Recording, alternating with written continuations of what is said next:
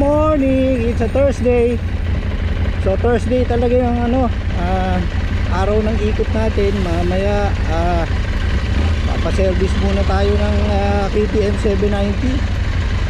And then meron tayong mga iikutan na motor na for sale. Alam ko may R90, may Royal Alloy. So standby sa video natin yung mga for sale.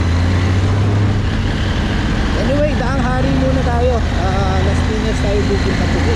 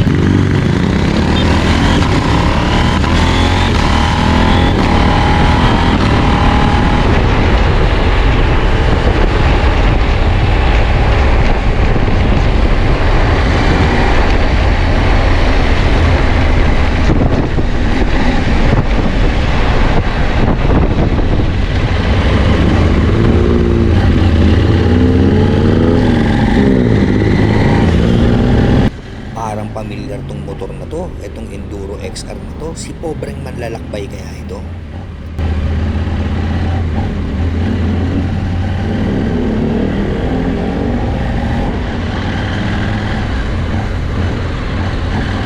Brother, ikaw ba si pobreng manlalakbay? Hindi. Ikaw ba si pobreng manlalakbay? Hindi. Hindi, kamukha mo. Ganyan din yung gear niya eh. Sige, ingat ka ha.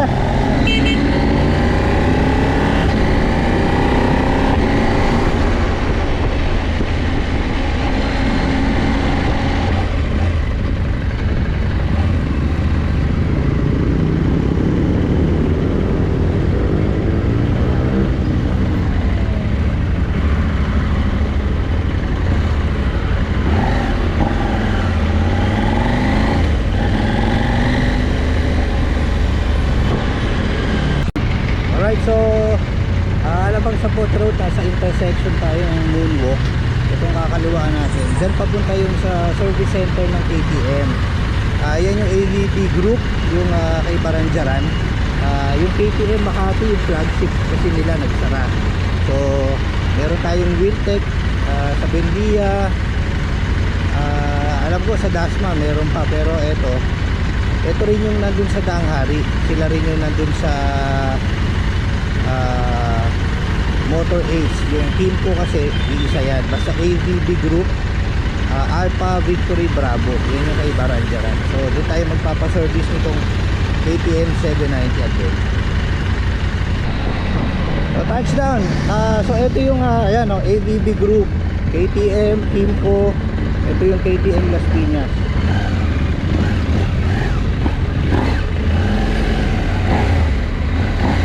Yung magaling nating mekaniko, si Boss Brian. Diba, inihintay na tayo, nagbabaklas na naman ang makina. Uy! Makita kaya ng ano yun? Makita natin naman.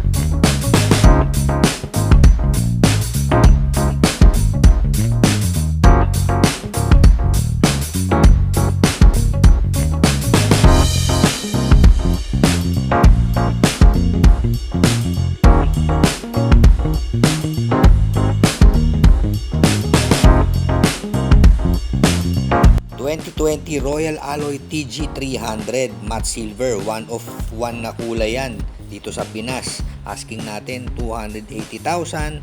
Mileage nito is only 1,600 kilometers.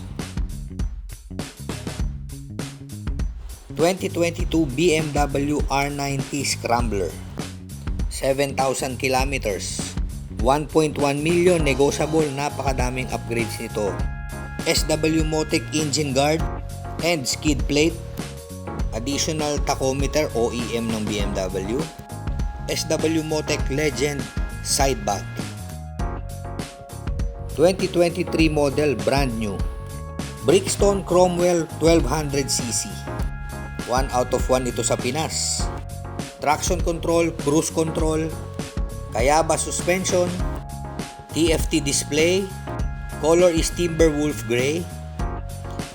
Price is 730,000 pesos. Pag interested kayo sa mga for sale natin, please message me and please don't forget, subscribe, like and share.